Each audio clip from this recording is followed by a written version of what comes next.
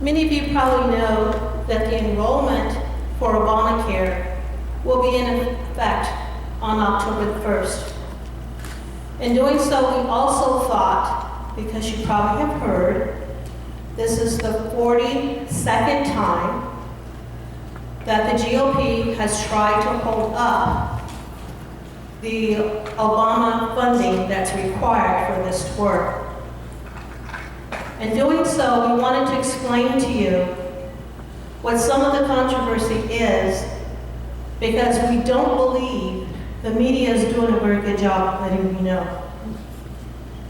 In order to do that, I asked 3 experts to come in with me to give you detail about the Obamacare, and also at the same time answer any questions that you may have on what is going on, as well as we know it, what you can look forward to, and to be able to have options available to make decisions as to what you want to do.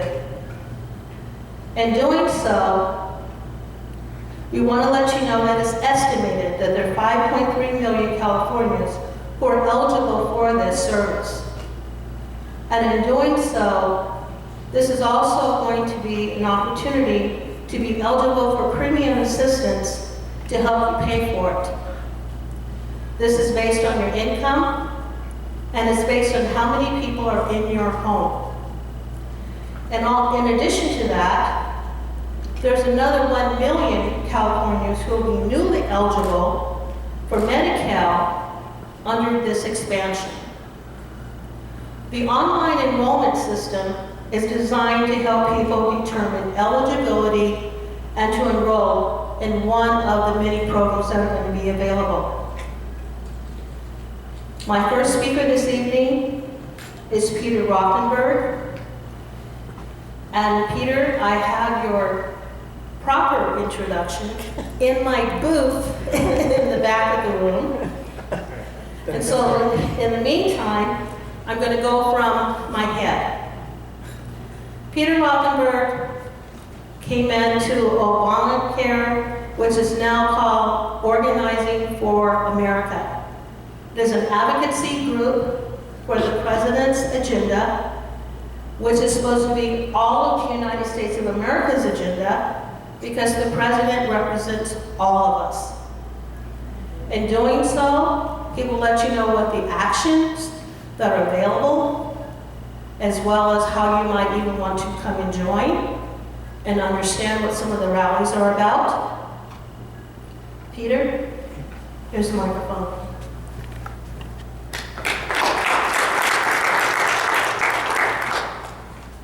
So that's me up there, smiling broadly, because it was an event where President Obama was speaking in West Hollywood a couple of years ago. I'm not going to give you a political speech tonight. The organization that I'm part of, Valid for Obama, is the local organization. The national organization is called Organizing for Action, and is the President's grassroots volunteers on issues from immigration reform to women's rights to voting rights to climate change and Obamacare. Budget and economy and Obamacare have come together just in the last few days with a lot of attempts to derail Obamacare by defunding it. So why did the President do this? Why did he give us, not like Moses gave us, but why did he go to such extent to make sure that Obamacare, the Affordable Care Act, you can laugh at me, Barbara, it's okay. My wife does all the time. Why did the Affordable Care Act take 1.5 years to get through the Congress? What's in it? Why did the President vote so hard for it? Well, there's one easy example, historical fact that you guys remember. His mother was dying of cancer in a hospital in Hawaii.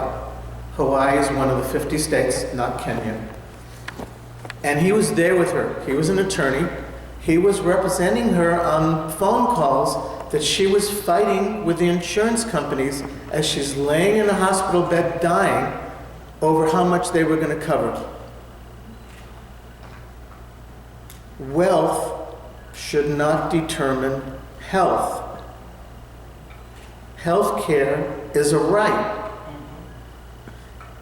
As the richest country in the world, we can't take care of our own citizens? What the hell is wrong here? Why can only people with enough money get health care? That was the impetus for it. On a micro level, you would have problems like, I love this example. A husband and wife would go into the hospital, the wife was pregnant, she'd have the baby. The baby had, let's say, a congenital heart defect. Something that can be repaired, by the way, fortunately. The insurance company would say, we're not going to cover it. It's a pre-existing condition. Just what you want to hear. Or you change insurance companies and they say, we won't cover you because when you were young, you had asthma. Or you get really sick, unfortunately. You have a heart condition, you have some sort of cancer, you have something that really is life-threatening, and maybe you need long-term health care and you're in the hospital for a long time. It could be, because going to the hospital is an expensive thing, that you exhaust all the money the insurance company is willing to give you for that year. It's called an annual cap. Or it could be that you're so sick that you exhaust your lifetime cap. The amount of money the insurance company will pay you for your entire life, you use up trying to stay alive. Those were some of the things that Obamacare was out to settle, to fix. Why is it that women were charged more on insurance than men? Doesn't make a lot of sense. Why is it that a lot of people were just told, you can't afford it. You have to go to the emergency room. Oh, that makes a lot of sense. Let's send everyone to the emergency room, where if somebody really has an emergency, you have people there with the flu getting treatment instead of actual emergencies. And who pays for the emergency room visits? All of us do. Because the hospital can't absorb it infinitely, so it gets passed back to those patients who are paying, or it gets passed back to the insurance companies when they pay the hospital for covered care, and everyone else's rates go up. So the whole system was completely broken.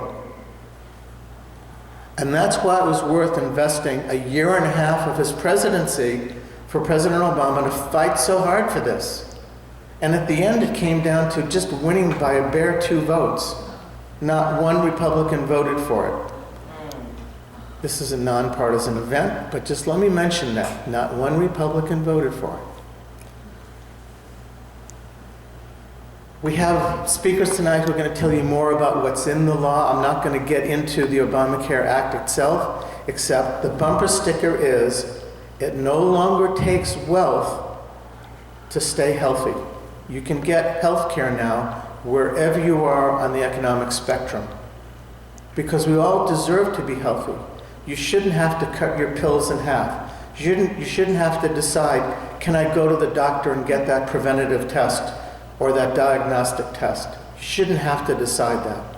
That's what the president fought for.